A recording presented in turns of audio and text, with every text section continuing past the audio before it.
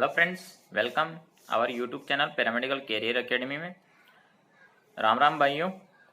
आज हम बात करेंगे सैनिटरी इंस्पेक्टर जो मैंने एग्ज़ाम दिया था 2017 में एम्स रायपुर का। तो वो मैंने जनरल फाइट किया था और किस प्रकार से मेरी एग्ज़ाम प्रिपरेशन थी। जैसे कि मैंने थंबनेल में लगाया कि मैंने जनरल फाइट किया है sanitary inspector exam AIIMS Raipur वाला, ठीक है। तो उसके रिगार्डिंग मैं आपको कुछ टिप्स देने वाला हूँ। जब भी एम्स में वैकेंसी आए, आप फॉर्म भरे, तो आपको भी किस प्रकार से प्रिपरेशन करनी चाहिए, ठीक है, और किस प्रकार से आप जो है एग्ज़ाम पास कर सकते हो। और एक्सपीरियंस के रिगार्डिंग भी मैं आपको यहाँ पर थोड़ा सा एडवाइस करूँगा। तो दोस्तों स्टार्ट करते हैं आज का वीडियो। लेकिन दोस्तों अगर आप हमारे चैनल पे नए हैं तो पहले चैनल को सब्सक्राइब कर लीजिए, लाइक कर दीजिए और वीडियो को जरूर शेयर कर दीजिएगा दोस्तों, ताकि और स्टूडेंट भी जो है इस चैनल से जुड़ सके और यहाँ पर रेगुलर जो भी अपडेट दिया जाता है सैनिटरी इंस्पेक्टर का, हेल्थ इंस्पेक्टर का, मलेरिया इंस्पेक्टर का, तो उनका नोटिफिकेशन उन तक पहुँच सके। दोस्तों सब्सक्राइब करने के बाद बेल आइकन को जरूर प्रेस करिएगा, क्योंकि हम जब भी कोई वीडियो अपलोड करते हैं तो उसका नोटिफिकेशन आप लोगों को मिल जाता है। इससे यह होता है जब भी आपके काम की कोई भी न्यूज होती है तो आपको तुरंत उसका नोटिफिकेशन मिलता है। जैसे कि मान लीजिए कोई एग्जाम डेट आ गई, ठीक है, या कोई न्यू वैकेंसी आई है और उसकी लास्ट डेट निकल गई, उसका पता आपको लग रहा है लास्ट डेट निकलने के बाद। अगर आप बेल आइकन प्रेस कर दोगे, हम जैसे ही उसकी कोई अपडेट हमारे चैनल पर देते हैं तो उसका नोटिफिकेशन आपको तुरंत मिल जाएगा और आप टाइम पे देख सकते हो। आप भी कोई सी भी वैकेंसी जो है आपकी नहीं छूटेगी, कोई भी एग्जाम डेट जो है आपकी नहीं छूटेगी। इससे आपको बेनिफिट होने वाला है। तो दोस्तों एम्स में जैसे कि मैं आपको बता देता हूँ, एक एम्स में मिनिमम जब न्यू एम्स खुलता है तो उसमें आपकी 18 सीट होती है सैनिटरी इंस्पेक्टर की, ठीक है। दूसरी चीज़, इसमें आपके एक्सपीरियंस के रिगार्डिंग बात कर लेते हैं। एक्सपीरियंस जो है यहाँ पर 4 ईयर का मांगा जाता है एम्स के अंदर। एम्स के रिक्वायरमेंट रूल में लिखा हुआ है 4 ईयर एक्सपीरियंस चाहिए, नॉट लेस देन लिख करके आता है, मतलब मिनिमम 4 ईयर का होना ही चाहिए, ठीक है। इससे कम एक दिन भी कम है तो वो एक्सपीरियंस आपका जो है मान्य नहीं होगा। दूसरी अपन बात कर लेते हैं, एक्सपीरियंस जैसे 4 ईयर का भी मिल जाता है बहुत सौ कैंडिडेट को, लेकिन एम्स की एक और कंडीशन है। एम्स जो है सैनिटरी इंस्पेक्टर में जो आपका एक्सपीरियंस मांगता है तो वो हॉस्पिटल से मांगता है। कम से कम आपका जो है 200 बेडेड हॉस्पिटल का एक्सपीरियंस होना चाहिए। उसमें साफ नोटिफिकेशन में दिया हुआ है और रिक्वायरमेंट रूल में भी ये चीज़ दी हुई है, ठीक है। अब जैसे कि आपको बता दूं, अभी इंडिया में कम से कम 12 एम्स हो चुके हैं दोस्तों। कितने एम्स हो चुके हैं? 12। जब स्टार्टिंग में एम्स खुले थे इंडिया के अंदर तो 6 एम्स थे, ठीक है। जो एक तो अपने जोधपुर में है, ठीक है, रायपुर में है, ऋषिकेश में है, दिल्ली में है। इस प्रकार से आपके एक भुवनेश्वर में है और एक पटना में। इस प्रकार से आपके शुरू में स्टार्टिंग में 6 एम्स थे। अभी प्रेजेंट टाइम पे आपके 12 एम्स हो गए हैं, छोटे मोटे खुल गए हैं।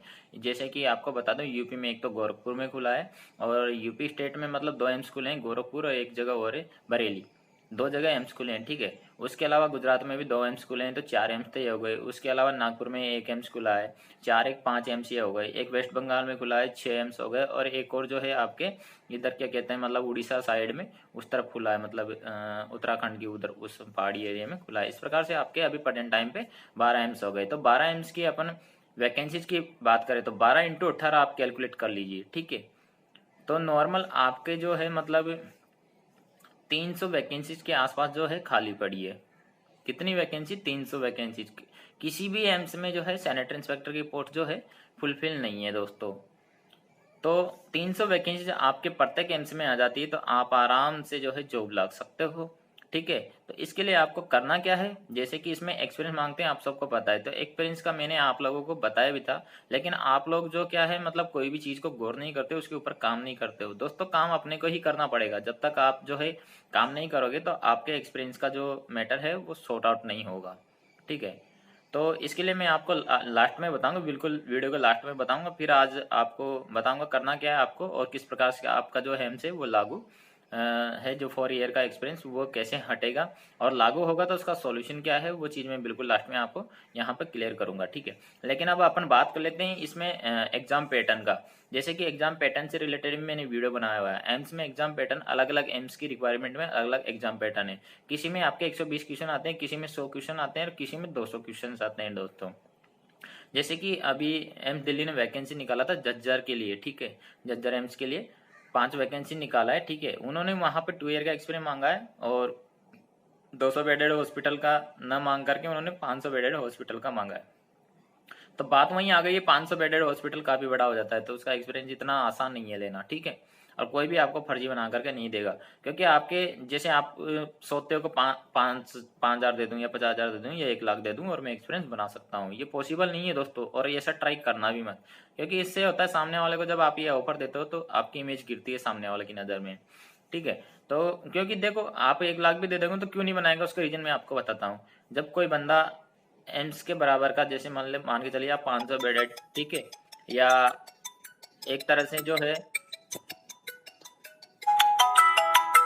एक तरह से मतलब आपके जो है ना, क्या कहते हैं, मतलब 500 बेडेड हॉस्पिटल का जो हॉस्पिटल चल रहा है, ठीक है, तो वो करोड़ों का हॉस्पिटल होता है, उसकी इनकम होती है मंथली की करोड़ों में, ठीक है। तो वो करोड़ों के हॉस्पिटल को आपके एक्सपीरियंस के चक्कर में जो है बंद नहीं करवाएगा, ये चीज आप अच्छे से समझ लीजिए। तो ऐसा भूल करके भी ट्राई मत करना, बल्कि आपको जो है फंसने के ज्यादा चांसेज है, ठीक है। आप रियल तरीके से एक्सपीरियंस लीजिए, उसका सॉल्यूशन मैं आप लोगों को बताने वाला हूँ, ठीक है। अब अपन बात कर लेते हैं इसका एग्जाम पैटर्न की।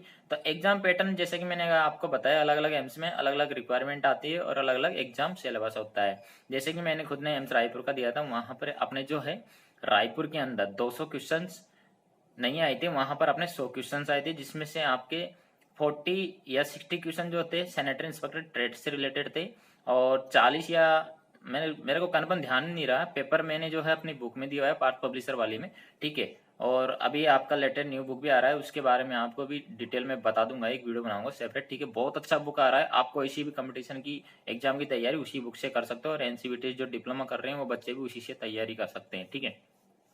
तो रायपुर का जो सिलेबस है 100 नंबर का पेपर था, 60 क्वेश्चन अपने सब्जेक्ट के, 40 क्वेश्चन जो है मैथ, रीजनिंग, जीके वगैरह वगैरह ये थी, ठीक है। अब एम्स जोधपुर की बात कर लेते हैं। एम्स जोधपुर में 200 क्वेश्चन थे, 200 के 200 क्वेश्चन जो है आपके सब्जेक्ट के थे, मतलब मुश्किल से 5 ही या 10 क्वेश्चन जो है मैथ रीजनिंग के, 2-4 क्वेश्चन होंगे, 2-4 जीके के होंगे, बाकी पूरे 190 180 के आसपास जो है आपके सैनिटरी इंस्पेक्टर ट्रेड से रिलेटेड थे। अब दिल्ली का एग्जाम भी मैं देने वाला हूँ, पेपर कलेक्ट करने के लिए मैं ये एग्जाम दे रहा हूँ दिल्ली एम्स का, ठीक है। तो इसका जो एग्जाम पेपर मेरे पास आ जाएगा तो उसको भी मैं आपको बताऊंगा यहाँ पर मेरे चैनल के माध्यम से, मतलब क्या सिलेबस रहा, किस लेवल का जो है एग्जाम हुआ था। तो वह सारी चीज भी मैं आपको जब वह एग्जाम दे दूंगा और उसका पेपर मेरे हाथ में आ जाएगा तो मैं आपको जरूर बताऊंगा उसके बारे में, ठीक है। अब बात कर लेते हैं इसके एग्जाम की तैयारी कैसे करें। दोस्तों अगर आपको एम्स में सिलेक्शन लेना है तो उसका एक ही सॉल्यूशन है। वह सॉल्यूशन क्या है, एक तो आप जैसे ही फॉर्म में अप्लाई करें सबसे पहले एक आरटीआई डाल दें, एम्स के अंदर क्या डाल दें, आरटीआई, जिसको अपन बोलते हैं राइट टू इन्फॉर्मेशन, ठीक है। सूचना का अधिकार के तहत आप जो है एक जानकारी मांगिए, कैटेगरीज वाइज कितने फॉर्म डाले हैं, ठीक है। और मतलब जैसे मान लीजिए 18 सीट आई है, अब उसमें आपको आरटीआई में रिप्लाई दिया कि हाँ 100 फॉर्म डाले हैं, तो आपको उसके अकॉर्डिंग तैयारी करनी है कि भाई मैं इतने बंदों में अपनी सीट निकाल सकता हूँ, मुझे ज्यादा क्वेश्चन अटेम्प्ट नहीं करने हैं, ठीक है।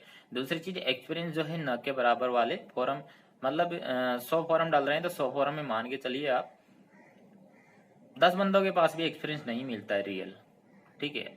जब डॉक्यूमेंट्स वेरिफिकेशन होता है सबका फेक मिलता है और सबको बाहर का रास्ता दिखा दिया जाता है, ठीक है। तो आपको तैयारी उसी हिसाब से करनी है। मान के चलिए 300 फॉर्म डाल गए, अब 300 डाल गए, 18 सीट निकाली, क्या कंपटीशन, न के बराबर कंपटीशन। दोस्तों सबसे ज्यादा आपको फोकस करना है सब्जेक्ट पे, क्योंकि सब्जेक्ट की आप अच्छे से कमांड कर सकते हो, ठीक है। और सब्जेक्ट में आपने अच्छे से कमांड किया और आपने नेगेटिव मार्किंग नहीं करी तो आप आराम से सिलेक्शन निकाल सकते हो।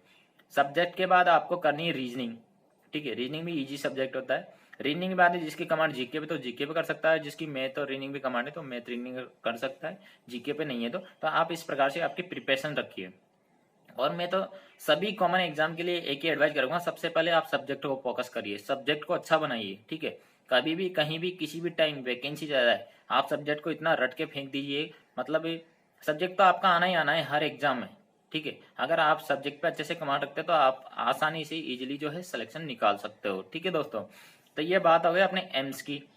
अगर आपको और भी कोई एडवाइस चाहिए तो मैं आपको देने के लिए तैयार हूँ, आप कमेंट करिए, ठीक है। और कमेंट के आपके मैं रिप्लाई करूंगा, ठीक है। जैसे कि मेरे को टाइम मिलता है तो प्रॉपर मैं कमेंट के ऊपर भी एक वीडियो बना दूंगा, सभी की जो कमेंट्स हैं उनको सॉल्यूशन वॉल्यूशन उनकी रिप्लाई, ठीक है।